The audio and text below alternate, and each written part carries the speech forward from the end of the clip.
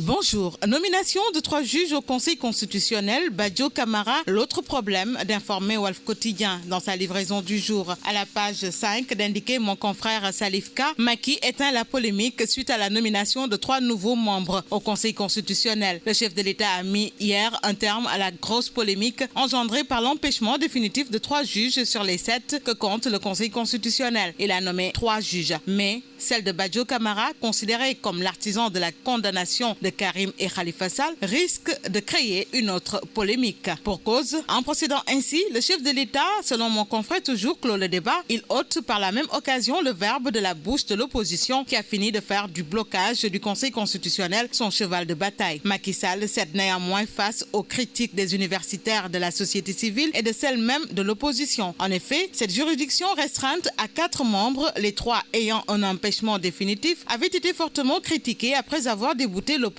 qu'il avait saisie. De nombreuses voix se sont élevées pour lui dénier le droit de délibérer en l'absence de 3 juges empêchés définitivement. D'ailleurs, les partis regroupés autour du CRD avaient demandé au président Sall de nommer d'autres juges à la place des juges définitivement empêchés. L'une est décédée, le mandat de 6 ans non renouvelable des 2 autres est arrivé à terme. Côté réaction, il y en a eu, celle tout d'abord de Mamadou Ngouda Mboup, constitutionnaliste, qui confie que si Pape Oumar Sarr s'en va, forcément Mamadou Badio Camara va rempiler. Amadou Ba de Pastef à son tour de faire noter que la nomination de Badio Camara n'annonce rien de bon. Et nous restons avec Badio Camara justement dans Dakar Times. Le journal titre Macky tient à son Badio, magistrat au cœur de plusieurs polémiques. Le quotidien du groupe Avenir Communication, dans la même foulée, note le Conseil constitutionnel au complet, le nouveau trio de Macky. Les profils de Badio Camara, Aminata Lindiaye et Diao Mbouch. L'évidence ne sera pas en reste. Nomination de nouveaux membres du Conseil constitutionnel. Macky place ses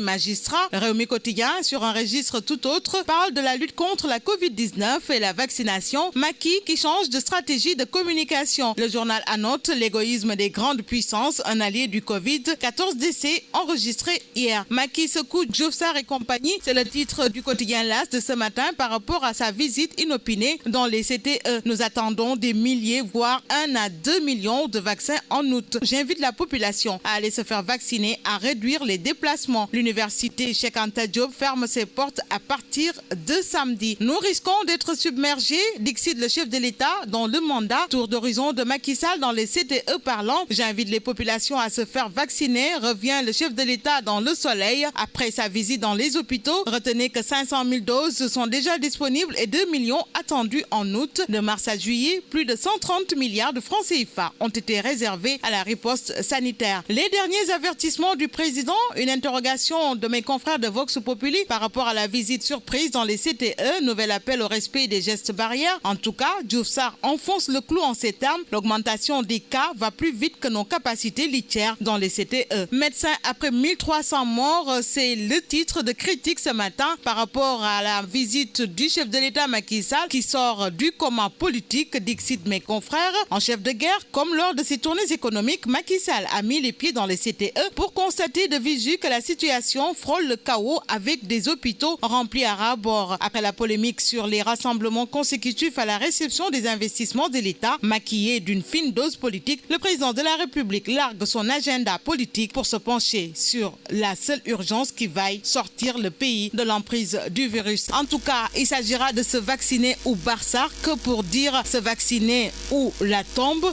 Au regard du bilan d'hier fait de 14 décès, soit au total 1300 morts, 59 cas graves et 642 nouvelles hospitalisations, renseigne Source A, tandis que 24 heures enchaînent. Et si Macky Sall demandait pardon, le variant Delta joue à la roulette russe avec les populations sénégalaises. Dans la perception de l'opinion publique nationale, le chef de l'État est au premier rang des responsables de cette situation, même si ces ouailles ont tous versé dans la dénégation pour le blanchir. Blanchir ou pas, en tout cas, l'enfer des zones frontalières est bien là. Déficit d'infrastructures et d'équipements sanitaires à Djinani et à Kadjon. Ce sont des communes frontalières à la Gambie qui menacent d'ailleurs de fermer portes. Direct News enchaîne sur un sujet tout autre. Il s'agit de cette supposée non-publication de rapport sur les dépenses fiscales depuis 6 ans. Abdoulaye Daouda Diallo rectifie. Libération enchaîne. Les héritiers d'El Hadj Doudou Diagne, l'intermédiaire et les agents des domaines micmac autour de 3 hectares aux Almadies. Et nous enchaînons avec les quotidiens du sport. Stade, tout d'abord, Karamboch, Papi Cissé, sans Tingom, l'impossible retour en sélection de s'interroger le journal. Sonolam, refus des promoteurs d'un huis clos total. Balagay contre B52, Siteu contre Papa Sow, Boignan contre Tafatine reporté. Gaston Bang note que c'est une décision sage. Aziz Ndiaye lui emboîte le pas. Bala a été abattu, mais pour Pape Abdou, on n'a pas accepté un huis clos total. Doudou Diagne Dieko de faire savoir qu'à l'impossible,